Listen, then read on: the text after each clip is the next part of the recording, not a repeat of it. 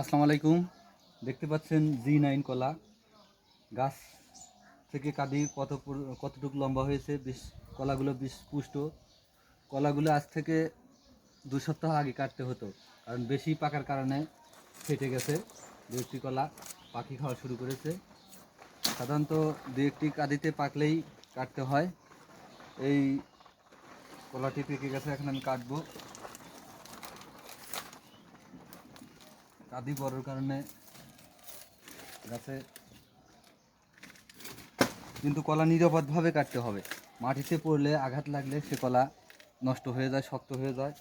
সেজন্য আমি কলাকে নিরাপদ রাখার জন্য দেখতে পাচ্ছেন প্রথম একটু হালকা আঘাত দেব, গাছ থেতলে নেব যাতে করে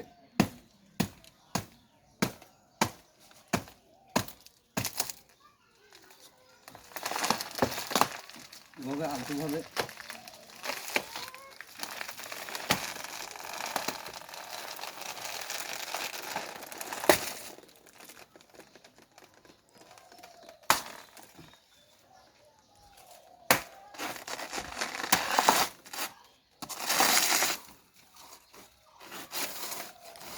কলা কাটার সময় অবশ্যই খেয়াল রাখতে হবে।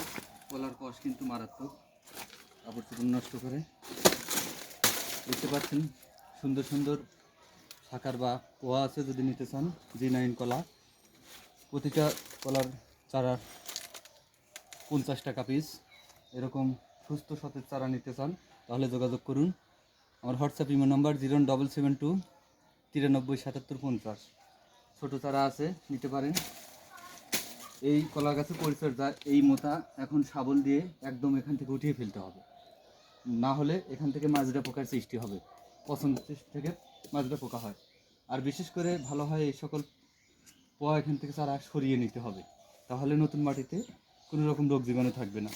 এরকম সতেজ চারা নিতে চাইলে যোগাযোগ করুন। আমার হোয়াটসঅ্যাপ ইমো নাম্বার 07772 93 77 50। এখন আমি কলার কাঁদিটা নিয়ে যাব। এত বড় কাঁদি একার পক্ষে নয়, কঠিন। আসসালামু আলাইকুম। ওকে, সবাইকে নিমন্ত্রণ।